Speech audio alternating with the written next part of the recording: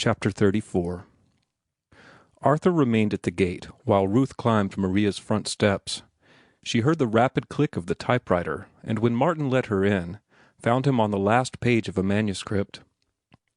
She had come to make certain whether or not he would be at their table for Thanksgiving dinner. But before she could broach the subject, Martin plunged into one with which he was full. "Here, let me read you this," he cried, separating the carbon copies and running the pages of manuscript into shape. "It's my latest, and different from anything I've done. It is so altogether different that I'm almost afraid of it. And yet I've a sneaking idea it is good. You be the judge. It's a Hawaiian story. It's called Wiki Wiki." His face was bright with the creative glow, though she shivered in the cold room and had been struck by the coldness of his hands at greeting. She listened closely while he read, and though he from time to time had seen only disapprobation in her face, at the close he asked, "Frankly, what do you think of it?" I don't know," she answered. Do you think it will sell?" "I'm afraid not," was the confession. "It's too strong for the magazines, but it's true. On my word, it's true." "But why do you persist in writing such things when you know they won't sell?" she went on inexorably. "The reason for your writing is to make a living, isn't it?" "Yes, that's right. But the miserable story got away with me. I couldn't help writing it. It demanded to be written." "But that character, that Wiki Wiki, why do you make him talk so roughly? Surely it will offend your readers, and surely that is why the editors are justified in refusing your work." "Because the real Wiki Wiki would have talked that way. But it is not in good taste." "It is life," he replied bluntly. "It is real, it is true, and I must write life as I see it." She made no answer, and for an awkward moment they sat silent. It was because he loved her that he did not quite understand her, and she could not understand him because he was so large that he bulked beyond her horizon. "Well, I've collected from the Transcontinental," he said in an effort to shift the conversation to a more comfortable subject. The picture of the bewhiskered trio, as he had last seen them, mulcted of $4.90 and a ferry ticket, made him chuckle. "Then you'll come," she cried joyously. "That is what I came to find out." "Come?" he muttered absently. "Where?" "Why, to dinner tomorrow. You know you said you'd recover your suit if you got that money." "I forgot all about it," he said humbly. "You see, this morning the poundman got Maria's 2 cows and the baby calf, and, well, it happened that Maria didn't have any money, and so I had to recover her cows for her. That's where the Transcontinental fiver went. The ring of bells went into the poundman's pocket." "Then you won't come?" He looked down at his clothing. "I can't." Tears of disappointment and reproach glistened in her blue eyes, but she said nothing. "Next Thanksgiving you'll have dinner with me in Delmonico's," he said cheerily. "Or in London or Paris, or anywhere you wish. I know it." "I saw in the paper a few days ago," she announced abruptly, "that there had been several local appointments to the railway mail. You passed first, didn't you?" He was compelled to admit that the call had come for him, but that he had declined it. I am so sure of myself," he concluded. "A year from now I'll be earning more than a dozen men in the railway mail. You wait and see." "Oh," was all she said when he finished. She stood up, pulling at her gloves. "I must go, Martin. Arthur is waiting for me." He took her in his arms and kissed her, but she proved a passive sweetheart. There was no tenseness in her body.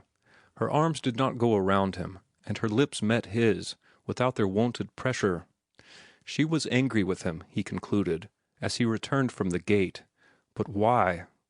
It was unfortunate that the poundman had gobbled Maria's cows, but it was only a stroke of fate. Nobody could be blamed for it. Nor did it enter his head that he could have done aught otherwise than what he had done. Well, yes, he was to blame a little, was his next thought, for having refused the call to the railway mail, but she had not liked Wiki Wiki. He turned at the head of the steps to meet the letter carrier on his afternoon round. The ever-recurrent fever of expectancy assailed Martin as he took the bundle of long envelopes. One was not long, it was short and thin, and outside was printed the address of the New York Outview. He paused in the act of tearing the envelope open. It would not be an acceptance. He had no manuscripts with that publication. Perhaps, his heart almost stood still at the wild thought, perhaps they were ordering an article from him. But the next instant he dismissed the surmise as hopelessly impossible. It was a short, formal letter, signed by the office editor, merely informing him that an anonymous letter which they had received was enclosed, and that he could rest assured the Outview staff never under any circumstances gave consideration to anonymous correspondence. The enclosed letter Martin found to be crudely printed by hand.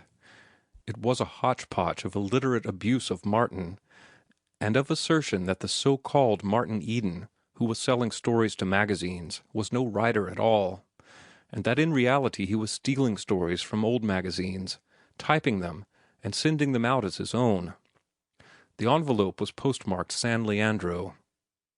Martin did not require a second thought to discover the author.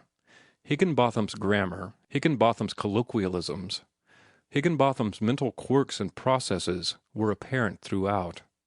Martin saw in every line not the fine Italian hand, but the coarse grocer's fist of his brother-in-law. But why? He vainly questioned. What injury had he done Bernard Higginbotham? The thing was so unreasonable, so wanton. There was no explaining it. In the course of the week, a dozen similar letters were forwarded to Martin by the editors of various Eastern magazines.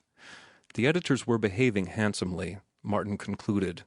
He was wholly unknown to them, yet some of them had even been sympathetic. It was evident that they detested anonymity. He saw that the malicious attempt to hurt him had failed. In fact, if anything came of it, it was bound to be good, for at least his name had been called to the attention of a number of editors. Somewhere, sometime perhaps, reading a submitted manuscript of his, they might remember him as the fellow about whom they had received an anonymous letter. And who was to say that such a remembrance might not sway the balance of their judgment just a trifle in his favor? It was about this time that Martin took a great slump in Maria's estimation.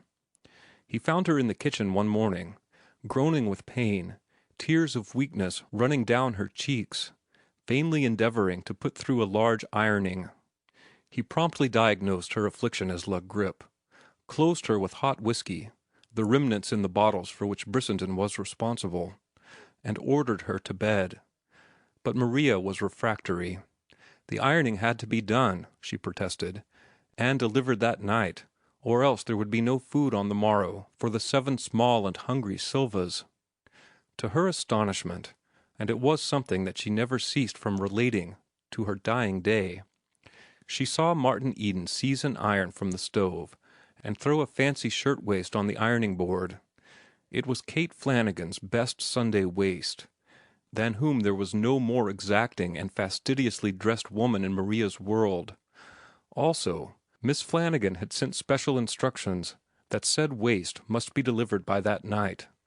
As everyone knew, she was keeping company with John Collins, the blacksmith, and, as Maria knew privily, Miss Flanagan and Mr. Collins were going next day to Golden Gate Park.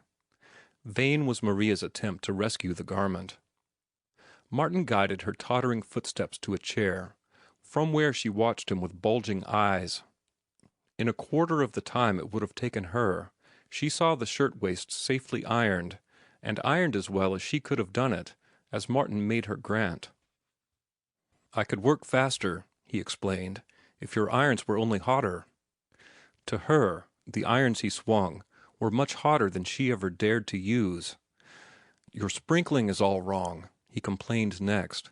"Here, let me teach you how to sprinkle. Pressure is what's wanted. Sprinkle under pressure if you want to iron fast." He procured a packing case from the woodpile in the cellar, fitted a cover to it, and raided the scrap iron the Silva tribe was collecting for the junkman. He fresh sprinkled garments in the box, covered with the board and pressed by the iron. The device was complete and in operation. "Now you watch me, Maria," he said, stripping off to his undershirt and gripping an iron that was what he called really hot.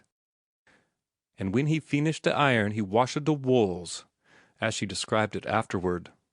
He say, "Maria, you are the great a fool. I showa you how to wash the wools. And he showa me, too. 10 minutes he make the machine, 1 barrel, 1 wheel hub, 2 poles, just like that." Martin had learned the contrivance from Joe at the Shelley Hot Springs. The old wheel hub, fixed on the end of the upright pole, constituted the plunger. Making this, in turn, fast to the spring pole attached to the kitchen rafters, so that the hub played upon the woolens in the barrel, he was able, with one hand, thoroughly to pound them. "No more Maria washa de wools," her story always ended. "I make de kids work de pole, and de hub, and de barrel. Him be smart a man, Mr. Eden."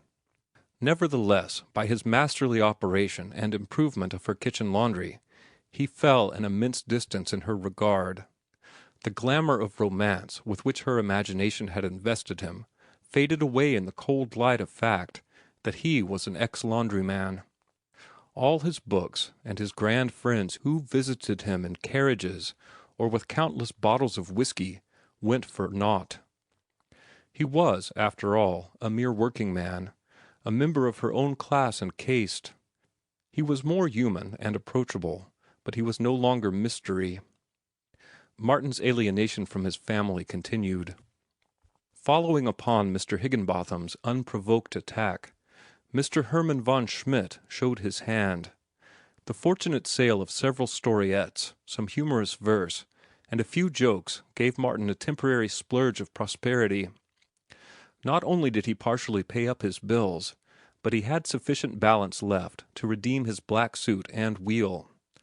The latter, by virtue of a twisted crank hanger, required repairing, and, as a matter of friendliness with his future brother-in-law, he sent it to von Schmidt's shop. The afternoon of the same day, Martin was pleased by the wheel being delivered by a small boy. Von Schmidt was also inclined to be friendly, was Martin's conclusion from this unusual favor. Repaired wheels usually had to be called for. But when he examined the wheel, he discovered no repairs had been made.